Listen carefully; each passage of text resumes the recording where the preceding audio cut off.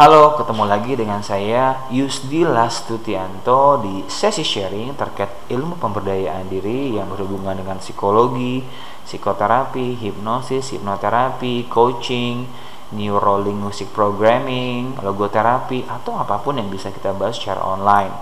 Kali ini saya ingin membahas satu tema menarik yang berjudul mengatasi limiting beliefs dengan tagline membuka potensi Anda dengan menaklukkan rintangan batin, ya. Apa sih limiting belief itu? Yang pertama adalah limiting belief adalah kepercayaan yang membatasi diri sendiri, keyakinan yang menghambat potensi diri. Contohnya, saya tidak cukup pintar untuk melakukan hal itu. Yang kedua adalah bersifat membatasi dan menghambat pertumbuhan, membuat seseorang takut untuk mencoba hal baru atau keluar dari zona nyamannya. Contohnya, saya tidak bisa melakukan hal itu. Yang ketiga adalah diperoleh dari pengalaman masalah atau lingkungan. Kepercayaan negatif terbentuk dari pengalaman buruk atau pengaruh orang lain. Contohnya, saya tidak pantas mendapatkan kesuksesan. Mempengaruhi pola pikir dan perilaku, limiting beliefs dapat menyebabkan seseorang menjadi pesimis, tidak percaya diri, dan menghindari tantangan. Ya. Limiting beliefs adalah keyakinan yang membatasi diri sendiri dan menghambat pertumbuhan. Penting untuk mengenali dan mengatasi limiting beliefs agar bisa mencapai potensi diri sepenuhnya. Dampaknya apa sih jika seseorang mengalami limiting beliefs? Yang pertama adalah keyakinan itu membatasi diri untuk maju dan mencapai potensi terbaik. Kepercayaan negatif ini dapat menghalangi pencapaian, membatasi kesuksesan, dan menghambat pertumbuhan pribadi. Jenis-jenis limiting beliefs yang pertama adalah helplessness, ketidakmampuan. Ini adalah perasaan bahwa seseorang tidak memiliki kendali atau kemampuan untuk mengubah atau mengendalikan situasi atau keadaan dalam kehidupan mereka. Yang kedua adalah hopelessness atau keputusasaan. Ini adalah perasaan bahwa tidak akan ada perbaikan atau perubahan positif dalam situasi atau keadaan hidup seseorang. Orang yang merasa putus asa mungkin merasa bahwa masa depan mereka tidak menjanjikan dan bahwa tidak ada harapan untuk situasi yang lebih baik. Worthlessness, kehampaan, ini adalah perasaan bahwa seseorang tidak memiliki nilai atau penting bagi diri mereka sendiri atau orang lain. Ya, jadi helplessness, hopelessness, sama worthlessness. Ini yang paling muncul. Tapi boleh nggak sih seseorang memiliki limiting beliefs? Yang pertama adalah jawabannya bisa jadi subjektif. Sebab ada kalanya limiting beliefs bisa menjaga seseorang berlaku negatif atau melakukan sesuatu di luar nalar mereka.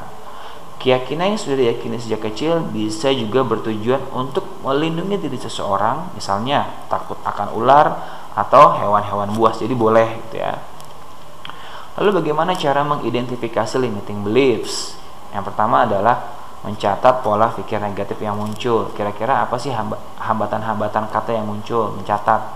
Yang kedua adalah kenali kapan terbentuknya limiting beliefs itu. Cari tahu sejak kapan usianya. Tantang limiting beliefs Anda atau mental block Anda. Ganti dengan kalimat afirmasi yang positif gitu ya. Sampai praktikkan secara konsisten. Jadi ketika sudah ada afirmasi yang positif, kalimat afirmasi diinstal ulang dalam diri Anda.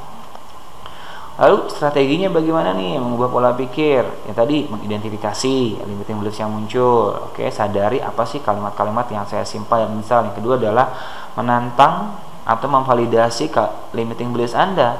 Benar nggak sih? Apakah ini hanya sekedar asumsi atau tertanam dari orang tua saya dulu? Yang ketiga, lawan dengan bukti yang kontradiktif. Cari apakah ini bukti atau hanya asumsi. Lakukan reframing, pola pikir baru gitu ya. Lalu afirmasi positif sampai praktik dan lakukan secara berulang-ulang gitu ya. Nah, lalu bagaimana membangun keyakinan yang baru itu? Tadi membuka pikiran, open mind. Jadilah seseorang yang memiliki growth mindset, terus bertumbuh. Yang kedua adalah praktek afirmasi setiap hari. Tantang diri untuk keluar dari zona nyaman dan menerima kegagalan sebagai bagian dari perjalanan kehidupan. Contoh pola kalimat limiting beliefs yang sering muncul. Tadi, saya tidak cukup pintar untuk mencapai itu. Orang-orang seperti saya tidak bisa sukses dalam bisnis. Saya tidak pantas mendapatkan cita sejati. Mencoba hal baru hanya akan membuat saya gagal. Saya terlalu tua atau terlalu muda untuk mulai sesuatu yang baru. Saya selalu gagal, jadi tidak ada gunanya mencoba lagi. Uang adalah akar dari semua kejahatan, jadi saya tidak ingin menjadi kaya. Saya tidak memiliki keberuntungan seperti orang lain. Saya tidak bisa mengubah keadaan karena saya tidak memiliki kekuatan. Saya tidak pantas mendapatkan penghargaan atau pujian atas prestasi saya. Lalu bagaimana praktek afirmasi positif? Contohnya nih, Saya tidak cukup baik, diubah menjadi saya adalah individu yang berharga dan layak untuk sukses. Saya tidak akan pernah bisa melakukan hal itu, diubah lagi kalimatnya, saya akan terus belajar dan tumbuh untuk mencapai tujuan saya. Yang ketiga adalah saya terlalu muda atau terlalu tua untuk memulai. Kita bisa ubah, tidak ada batas usia untuk mencapai impian. Yang terpenting adalah tekad dan usaha. Afirmasi positif membantu mengubah pola pikir negatif dan meningkatkan kepercayaan diri untuk meraih kesuksesan. Ini ada kisah menarik, ada seorang perempuan namanya Brené Brown, adalah seorang peneliti dan penulis yang terkenal dengan teorinya tentang keberanian dan kerentanan. Dia mengakui bahwa dia dulu memiliki limiting belief yang kuat bahwa menunjukkan kerentanan adalah tanda kelemahan. Namun setelah melakukan riset mendalam, ia menemukan bahwa justru kerentananlah yang menjadi sumber kekuatan dan keberanian sejati. Dia kemudian menulis buku-buku bestseller seperti The Gifts of Imperfection dan Daring Greatly yang menginspirasi banyak orang untuk mengatasi rasa malu dan ketakutan mereka serta hidup dengan lebih autentik dan berani.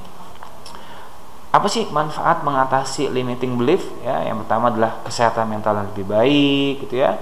Peningkatan harga diri atau self esteem, pencapaian tujuan yang lebih besar, hubungan yang lebih baik, peluang karir yang lebih besar, dan membuat hidup menjadi lebih bermakna.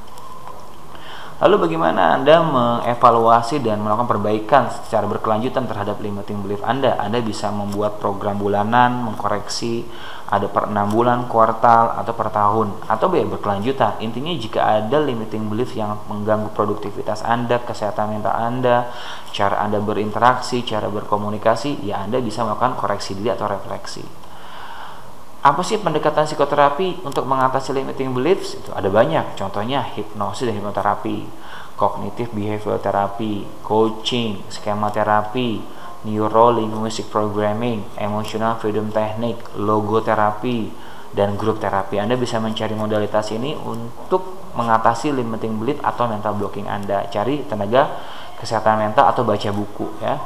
Kesimpulannya, limiting beliefs adalah keyakinan yang membatasi dan menghambat individu dari mencapai potensi penuh mereka atau meraih tujuan yang diinginkan. Keyakinan ini biasanya berkaitan dengan diri sendiri dalam situasi hidup, seperti merasa tidak layak, meragukan kemampuan, atau mengasosiasikan hal-hal negatif dengan kesuksesan. Contoh-contoh konkretnya meliputi keyakinan bahwa seorang tidak cukup baik, tidak pantas sukses, uang adalah sumber kejahatan, atau usia menjadi penghalang. Limiting beliefs dapat menghambat individu untuk mengambil langkah-langkah maju dalam hidup mereka, mengarah pada kurangnya motivasi, ambisi, atau pengajaran terhadap peluang. Untuk mengatasi limiting belief diperlukan kesadaran akan keyakinan tersebut dan kemudian menggantinya dengan keyakinan yang positif membangun, serta upaya untuk mengembangkan kepercayaan diri dan kemampuan Anda. Oke, itu dia sampai tahap kesimpulan. Silakan jangan lupa untuk subscribe, like, komen, dan share tema ini, karena seperti kita ketahui tema-tema kesehatan mental di Indonesia membutuhkan ini. Atau ketika Anda sudah memahami ini, Anda bisa langsung berbagi dengan orang-orang di sekitar Anda. Oke, terima kasih. Jangan lupa untuk terus dukung channel ini agar terus berkembang, dan saya pun semangat untuk berbagi hal-hal positif terkait ilmu pemberdayaan. Sekian dari saya, Yusila Sucianto. Wassalamualaikum warahmatullahi wabarakatuh.